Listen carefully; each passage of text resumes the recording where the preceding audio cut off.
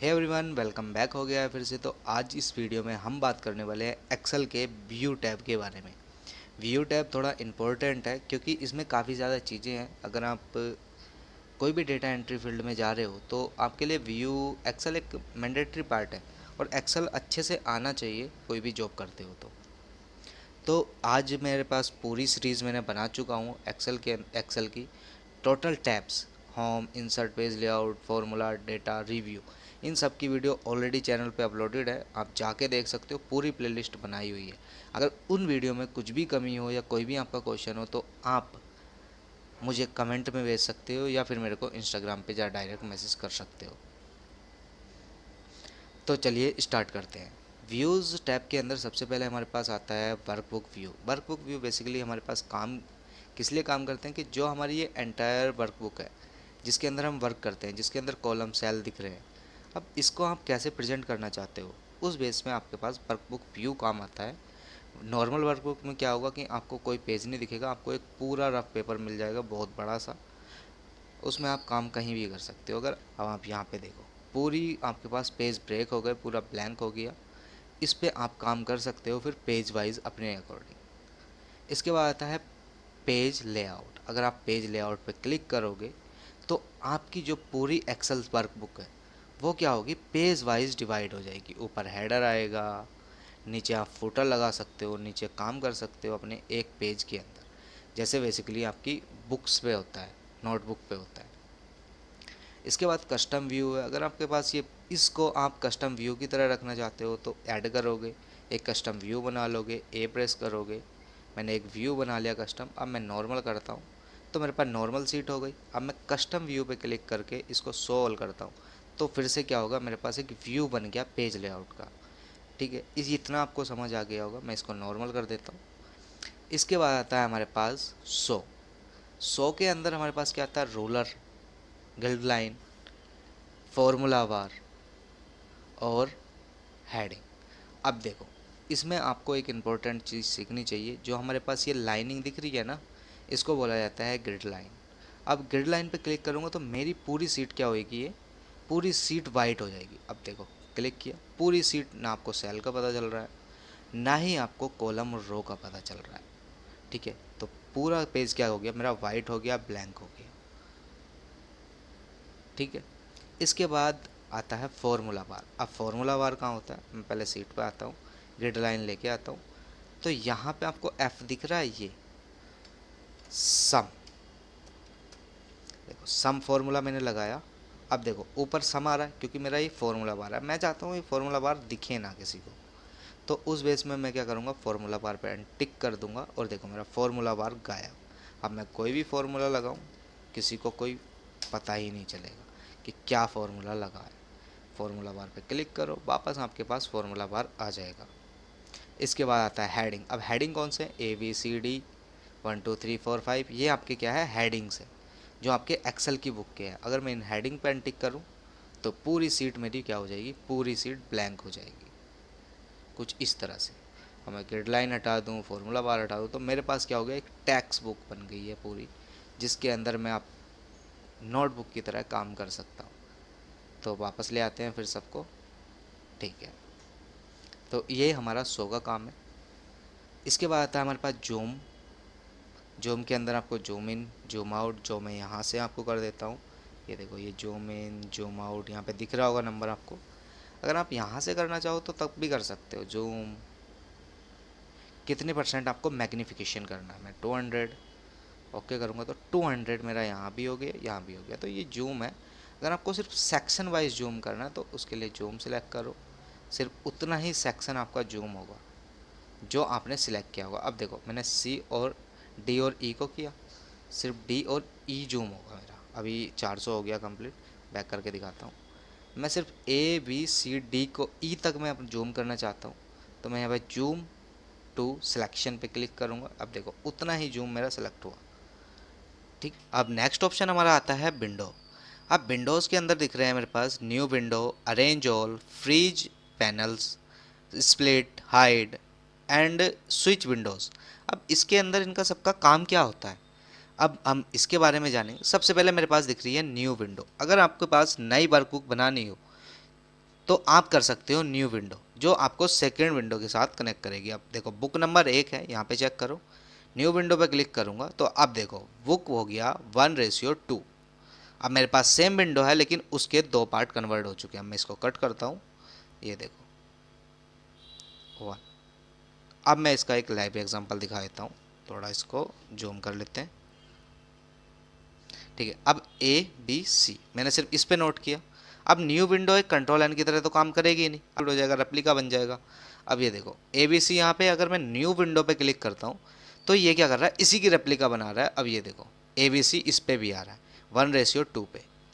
ठीक है, तो ये न्यू विंडो इस तरह से काम करती है। अब अरेंज ऑल, अब अरेंज ऑल किस तरह से काम करता है, मैं यहाँ पे एक नई विंडो ले लेता हूँ कंट्रोल एन करके, और यहाँ पे कर देता हूँ XYZ मैंने कर दिया।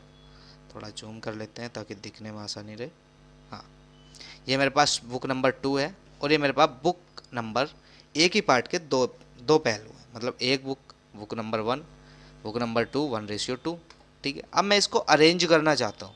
तो अरेंज का मतलब होता है कि एक ही विंडो के अंदर आप मल्टीपल सेक्शन पे काम कर सकते हो। तो अरेंज पे करते हैं क्लिक, यहाँ पे लेते हैं वर्टिकल और ओके करते हैं। अब देखो मेरे पास 3 विंडो ओपन थी, एक 1:1, एक 1:2 और एक बुक नंबर 2। तो यहाँ पे आपको देखने को मिल जाएगी 1, ये वहाँ पे 1:1 और यहाँ पे बुक नंबर 2। अब मैं तीनों सीट के साथ, तीनों सीट पे अगर अलग अलग डेटा होगा तो मैं एक साथ उस पर काम कर सकता हूँ। ठीक है, ये बेसिकली इस तरह से काम करता है। इसके बाद आता है फ्रीज पैनल। अब फ्रीज पैनल किस तरह से काम करता है, यहाँ पे क्लिक करोगे तो आपको 3 ऑप्शन और मिल जाएंगे, freeze panel, freeze top row और फ्रीज फर्स्ट कॉलम। अब तीनों ऑप्शन में से इन सब का क्या यूज़ है। सबसे पहले है फ्रीज पैनल। अब आपके पास जो भी पैनल है उसको फ्रीज करना चाहते हो तो सिर्फ सिलेक्ट करो, मेरी ये एरिया है, फ्रीज करो, पैनल फ्रीज कर दो। अब क्या हुआ, उसने एक रेशियो बना दी, एक लाइन आपको दिख गई होगी, यहाँ पे बोल्ड लाइन दिख रही होगी, यहाँ पर यहाँ तक क्या कर दिया उसने, फ्रीज कर दिया।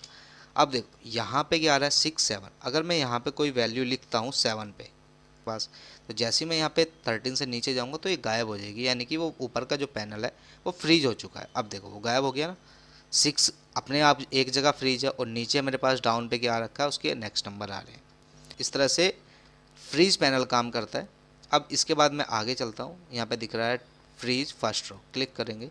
अब मेरी क्या होगी, रो, पहली रो जो मेरी 1 वाली रो है ये पूरी फ्रीज हो चुकी है। अब दिखा देता हूँ, एक के नीचे 31 या 27 आ रहा है, वो सब दिख रहे हैं।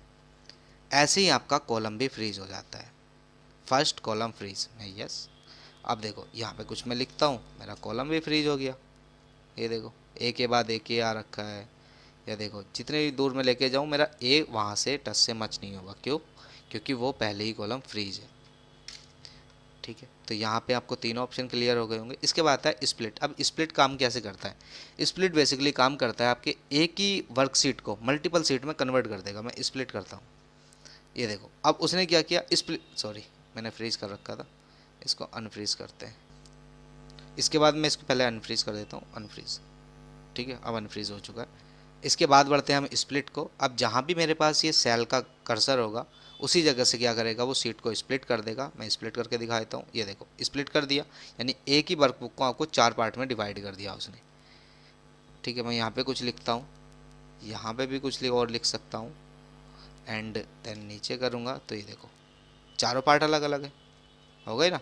अब मैं इस साइड जा रहा हूँ तो ABC वाला पार्ट भी मेरा आ गया, बस स्प्लिट हुआ है, वर्कबुक मेरी एक ही है। इसके बाद आता है हाइड, हाइड पे क्लिक करोगे पूरी चीज़ आपकी हाइड हो जाएगी, पूरी वर्कबुक हाइड हो जाएगी। नेक्स्ट आता है मेरे पास व्यू साइड बाई साइड। जब नेक्स्ट प्रेजेंटेशन आप स्विच करते हो बैक विंडो को, तो आपके पास जो विंडो 3 विंडो ओपन थी उसको क्या कर देगा, वो व्यू पेज में ओपन कर देगा। इसके बाद आप सिंक्रोनाइज क्या कर सकते हो, स्क्रॉल कर सकते हो एक ही पेज को। ये देखो ऊपर आ रखा है, मैं नीचे स्क्रॉल करूँगा तो नीचे भी मेरा स्क्रॉल होने लगा है। इसके बाद आता है reset window position. Reset window position पे क्लिक करोगे तो जो आपकी विंडो पोजीशन है वो रिसेट हो जाएगी। सो नॉर्मल में लेके आता हूँ। इसके बाद आता है स्विच विंडो। अब स्विच विंडोज़ का काम कितना ज़्यादा इंपॉर्टेंट है बता देता हूँ।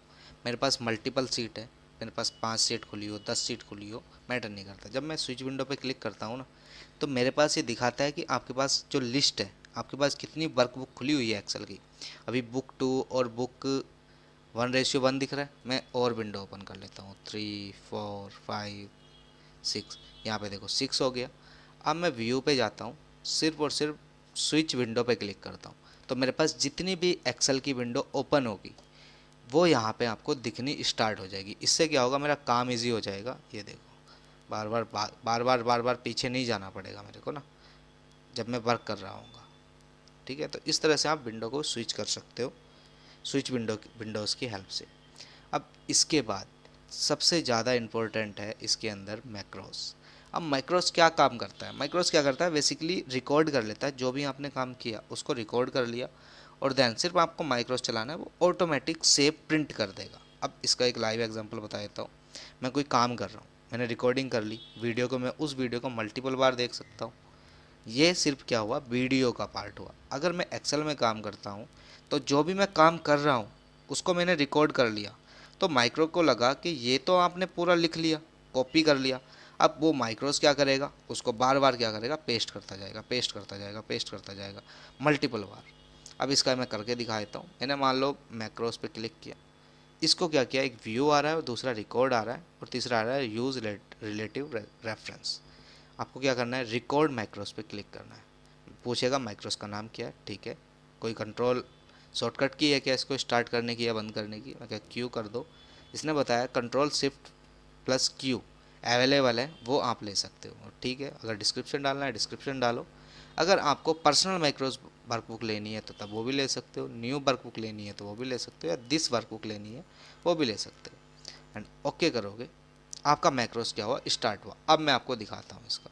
मैंने सबसे पहले क्या किया, इसको जो मेरे पास एक्सेल सीट है Alt+H+MC, इसको मैंने क्या किया, मर्ज कर लिया। यहाँ पे लिख दिया मैंने सब्सक्राइब। अब सब्सक्राइब को क्या कर दिया मैंने, इसको बोल्ड कर दिया, बोल्ड कर दिया, कलर कर दिया, ठीक है। और Alt+H+B+A से मैंने क्या किया, इस पर बॉर्डर लगा दिया। अब नीचे मैंने क्या किया, एक और मर्ज कर देता हूँ, एक रो को छोड़ के कर देते हैं Alt+H+MC फॉर मर्ज के लिए। यहाँ पे लिख देता हूँ लाइक, इसको बोल्ड करते हैं, थोड़ा सा इसका साइज़ बढ़ा देते हैं, यही है। Alt+H+B+A प्रेस किया, बॉर्डर लग गया। अब इसको कलर कर देते हैं, ठीक है, और इसका फॉन्ट का कलर कर देते हैं वाइट। इससे क्या होगा, क्लियर दिखेगा। अब देखो मैंने माइक्रोस रिकॉर्ड कर लिया, नंबर 2 है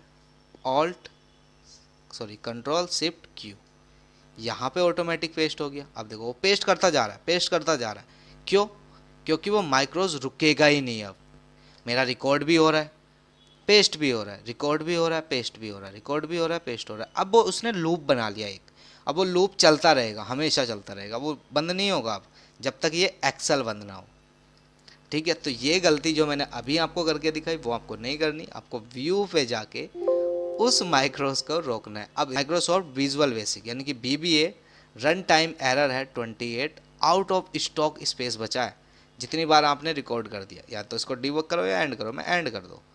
अब मैं गया व्यू के अंदर, मैक्रोस पे क्लिक किया, अब वो मैक्रोस रन नहीं हो रहा, उसको स्टॉप करो पहले। देखो कितना सारा इसने क्या किया, कोड लिख दिया एक ही मैक्रोस का, बार बार सेम एस, बार बार सेम वैल्यू, बार बार सेम वैल्यू, ठीक है। इसको मैं बाद में सिखाऊंगा, एक्स करो, ओके, ठीक है।